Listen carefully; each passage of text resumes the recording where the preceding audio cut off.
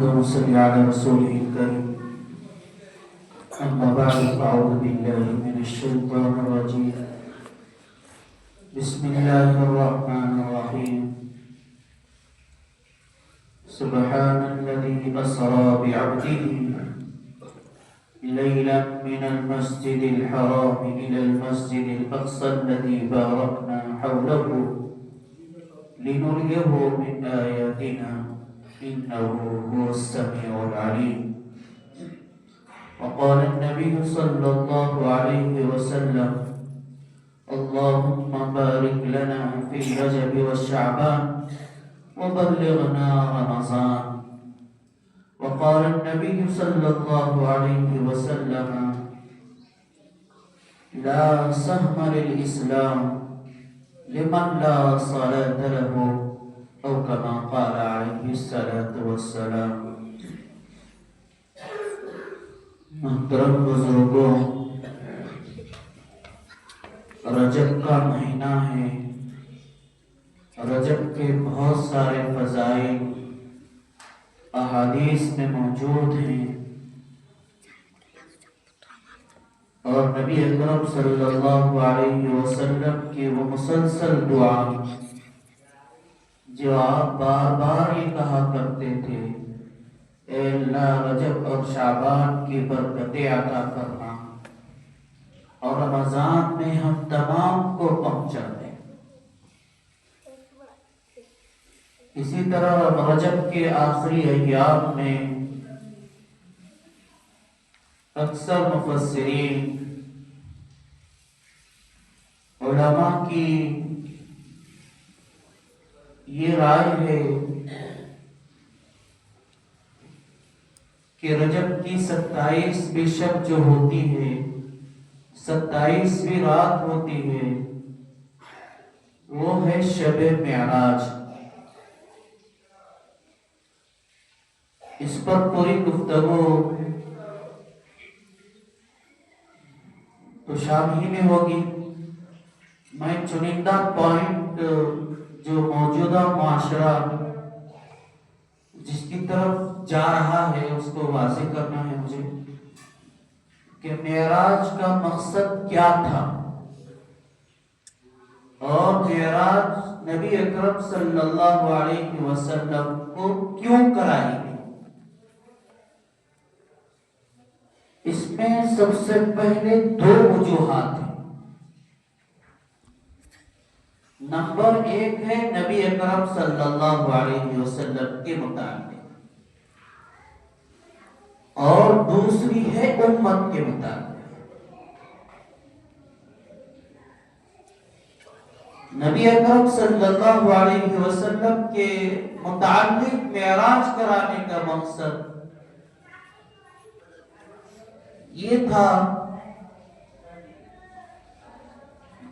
جس کفرستان علاقے کے اندر آپ کا ساتھ دینے والے چنندہ افراد تھے، ان چنندہ افراد کے اندر ایسی 2 شخصیتیں جو آپ کے ساتھ ہماگیر ساتھ دینے والی شخصیتیں آپ سے جدا ہو گئی تھی. نمبر 1 پر امہات المؤمنین حضرت خدیجہ الکبریٰ رضی اللہ تعالی عنہا کا وصال. نبی اکرم صلی اللہ علیہ وسلم اس سے بہت زیادہ محبت کرتے تھے، اور یہ بیوہ خاتون تھی جس سے آپ نے نکاح فرمایا تھا. آج امت کا اکثر طبقہ اس کو معیوب سمجھتا ہے کہ بیوہ سے شادی کرنا معیوب ہے، لیکن نبی نے یہ امت کو سبق دکھایا کہ بیوہ سے شادی کرنا یہ میری سنت ہے. آپ کی 25 سال عمر، سامنے والی پارٹی حضرت خدیجہ الکبریٰ رضی اللہ تعالی عنہا جن کی عمر 40 سال کے قریب ہے، اور یہی وہ خاتون تھے جن کی ذریعے اولادیں ہوئی ہیں، دوسرے کسی خاتون سے اولاد آپ کو نہیں، اور وہ بھی بیٹیاں ہی ہیں، 4 بیٹیاں۔ آج لوگ بیٹیوں کو بھی مایوب سمجھتے ہیں، یہ بھی ایک نبی کی سنت ہے، نبی کی یہ بھی سنت ہے۔ عرب جہاں بیٹی کو پیدا کرنے کے لیے مایوب سمجھتے تھے اور سورج کے غروب ہونے سے پہلے اس کو دفن کرنا ضروری ہوتا، اگر کوئی نہیں کرتا تو اس کو کہتے کہ جاؤ عمر کو بولو وہ دفن کر۔ ایسے کٹھن حالات کے اندر جہاں حضرت خدیجہ رضی اللہ تعالیٰ عنہ کی وفات ہوئی اور ساتھ میں آپ کے لاڈلے پیارے چچا ابو طالب، ان کا بھی انتقال ہو گیا، یہ بھی آپ کے ساتھ برابر کے شریک تھے۔ اور تیسرے جو وجہ تھی وہ یہ وجہ بھی تھی کہ آپ طائف گئے تھے کہ وہاں ہمارے پھوپھی کے لوگ، برادری کے لوگ ساتھ دیں گے۔ طائف والوں نے پتھر مار کر آپ کا استقبال کیا، پتھروں سے آپ کو لہولان کیا۔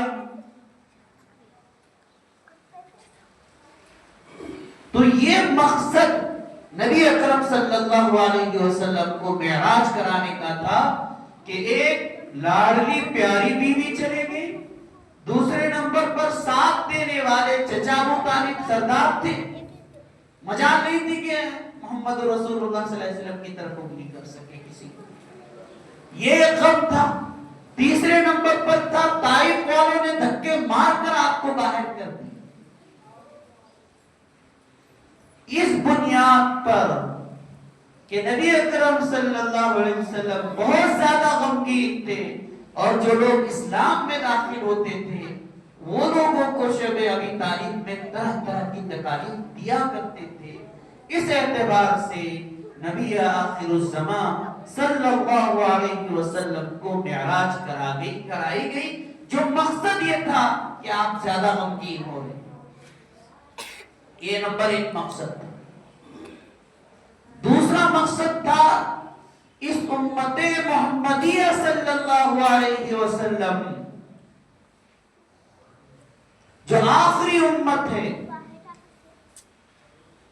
جس امت کو نبی اور انبیاء نے سلام بھیجا ہے، یہ امت کو نبی اکرم صلی اللہ علیہ وسلم کے تھرو یا ذریعے یہ بتلانا تھا کہ دیکھو آپ کی امت جب نیک کے اعمال کر کے آئے گی، نیک کام کرے گی تو اس کا کیا بدلہ رہے گا، اس کو کیا درجہ ملے گا، وہ آپ کو معراج کے اندر ہم آپ کو بتلائیں۔ یہ 2 مقصد معراج کے متعلق تھے، جہاں اس امت نے اس رات کو ایک ڈھونگ بنا لیا اور اس رات کی قدر کرنے کے بجائے امت نے اس رات کی ناقدری کو اپنانے کی طرف آج امت مائل ہو چکی ہے۔ ایک آدمی کی 60 سال عمر ہے، 60 سال کے اندر وہ 60 مرتبہ شب معراج کی رات کو پایا، لیکن شب معراج کے مقصد کو سمجھا ہے، کچھ بھی نہیں سمجھا۔ 60 سال کے اندر 60 راتیں، جس رات میں نماز کا ایک بڑا تحفہ اس امت کو دیا گیا، لیکن اس 60 سال والے نے یہ بتلایا کہ وہ صاحب نماز چھوڑے تو دل کے اندر اور دل کے اندر سکون ہے، ورنہ سکون نہیں۔ اور امت نے یہ سمجھ لیا کہ ہم صرف فلاں صاحب کو مانیں یا فلاں صاحب کا اعتقاد رکھے تو ہماری مغفرت ہو جائے گی، نہیں۔ بڑے سے بڑا جو ابدال بنا ہے یا بڑے سے بڑا جو ولی بنا ہے وہ بغیر نماز کی کوئی ولی نہیں بنا۔ تو آج ہم نے موجودہ دور کے اندر ہم نے ایسے باباؤں پر اپنا سر دھرا ہے जिन बाबाओं की नमाजों का कोई पता नहीं, और वो बोलते हैं कि आप दिल की नमाज पढ़ते हैं। अरे दिल की नमाज पढ़ना रहता तो नबी को मेराज पे बुलाकर नमाज अता नहीं करते अल्लाह। दिल किस नमाज पढ़ा? सहाबा को दिल की नमाज पढ़ाओ, ताबईन तबे ताबईन को दिल की नमाज पढ़ाओ। औलिया को तो हम मानते हैं, लेकिन औलिया ने किस तरह वली बन के बतलाए, उन एतकाद को कौन अपनाए, उन पर अमल कौन करेगा? तो 60 साल वाला 60 मर्तबा बड़ी रातें वो गुजार देता है, तो 60 साल जिंदगी के अंदर वो अपने आप को नमाजी नहीं बना सकता, तो फिर वो आदमी वमन तरक अस्सलात मुतअम्मिदन फकत कफर की फेहरिस्त में कैसे शामिल है? अल्लाह के नबी ने फरमाया, जिस आदमी ने जानबूझकर नमाज को छोड़ दिया उसने कुफ्र किया। हम दावा तो नबी का करते हैं, हम आशिक रसूल हैं, तो नबी ने मेराज पे जाके नमाज लाई ना। तो सिर्फ दावा करने से काम नहीं, सिर्फ जबान से कह देने से काम नहीं चलेगा, जिंदगी में उस चीज को लाना पड़ेगा। ये मेराज का मकसद। मेराज का मकसद होटलबाजी नहीं, मेराज का मकसद सिगरेट पीना नहीं, मेराज का मकसद शराब पीना नहीं, मेराज का मकसद चौराहे पर और रोड पर रात गुजारने का मकसद नहीं। खुलकर और खुली बात है, बनावटी कोई बात नहीं। इसलिए उम्मत को इस बात की जरूरत है मौजूदा दौर के अंदर कि अपने आप को सुधार की तरफ लाओ, बिगाड़ से अपने आप को बचाओ। मस्जिदें तो आलीशान बन चुकी हैं, लेकिन नमाजें पढ़ने वाले कब आएंगे? कब आएंगे नमाज पढ़ने वाले?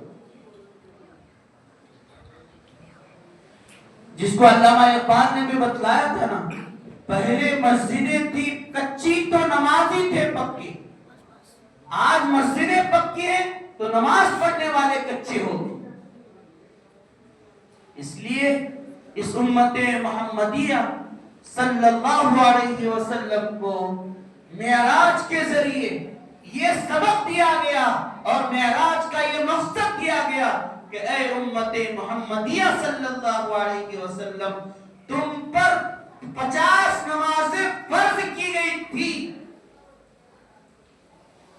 लेकिन जब अल्लाह के नबी 50 नमाजों का तोहफा लेकर लौट रहे हैं, हजरत मूसा अलैहिस्सलातु वस्सलाम पर करोड़ा सलाम कि जिन्होंने अपनी उम्मत का सबक उम्मते मोहम्मदिया सल्लल्लाहु अलैहि वसल्लम का वो दर्द नबी के सामने रोया कि आप बार बार चले जाओ, जाओ माफ कर आ जाओ, तो बार बार मर तो मूसा के अल्फाज हैं हदीस में कि हजरत मूसा अलैहिस्सलाम को मूसा अलैहिस्सलाम ने अल्लाह के नबी को बार बार भेजा है, यहां तक कि 5 नमाजें सुन्नत पर फर्ज हो गई और आखिर में बतलाया 5 का सवाब 50 के बराबर है। लेकिन अब 5 उम्मत पढ़ने के लिए तो 50 फिर कहां से पढ़ती? इसलिए उम्मते मोहम्मदिया सल्लल्लाहु अलैहि वसल्लम को इस बात की जरूरत है कि मेराज का जो मकसद कराने का ये था कि उम्मत के जो नेक लोग हैं उनको क्या दर्जा मिलेगा। आपको बतलाया गया कि नेक लोग रहेंगे तो उनके ये मरातिब रहेंगे, ये दर्जात रहेंगे, गुनहगार रहेंगे तो उनकी ये फहरिस्त रहेगी गुनहगारों। ये नबी अकरम सल्लल्लाहु अलैहि वसल्लम की को मेराज की रात में बतलाया गया। मेराज कोई वाक़िया नहीं, मेराज ये हकीकत है, जो कोई किस्सा कहानी नहीं है, ये हकीकत वाक़िया है जिस पर करोड़ा करोड़ जान दी जा सकती है कि नबी अकरम सल्लल्लाहु अलैहि वसल्लम को हकीकत में मेराज हुई है, कोई किस्सा कहानी नहीं है, ये हकीकी वाक़िया है। अब इस हकीकती वाक़े को इस उम्मत को जरूरत है कि अपनी जिंदगी में किस तरह अपना। नमाज हम कितनी मर्तबा पढ़ते हैं, खाना तो हम 10 मर्तबा रात दिन में खाते हैं, शुगर के होने के बाद तो हम 4-5 मर्तबा खा लेते हैं, नमाज 5 मर्तबा बुलाती है, लेकिन हमको एक नमाज पढ़ना हमारे लिए कठिन होता है। आज हम गट्टों को रोशन कर सकते हैं, चौराहों को रोशन कर सकते हैं, 5 मिनट हम मस्जिद को नहीं दे सकते, तो फिर हम कहाँ के मुसलमान, कहाँ के ईमान वाले हैं। आज हम किसी पार्टियों के लिए वक्त निकालते हैं, इलेक्शन के कई चीजों के अंदर अपन वक्त दे सकते हैं, लेकिन 2 मिनट नमाज के लिए नहीं दे सकते।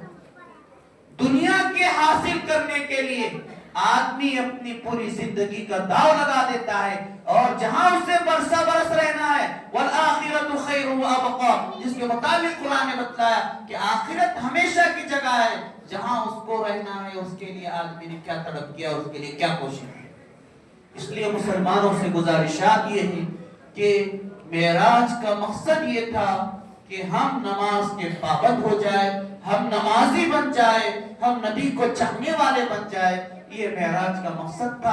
मेराज का मकसद चौराहे पर इबादत करना नहीं था, चौराहे पर घूमने का मकसद नहीं था, बल्कि अल्लाह की तरफ लौ लगाने का मकसद है। और नमाज अक़रबु इलल्लाह, अल्लाह से करीब जाने का एक पसंदीदा अमल है। इसलिए इस उम्मत को चाहिए कि अपने तमाम अहवाल अल्लाह के सामने सर्व सजूद होकर अल्लाह से मांगे। अल्लाह ताला की साथ से जरूर उम्मीद है कि अल्लाह आपके मसाइल को हल करेगा। अल्लाह ताला से दुआ है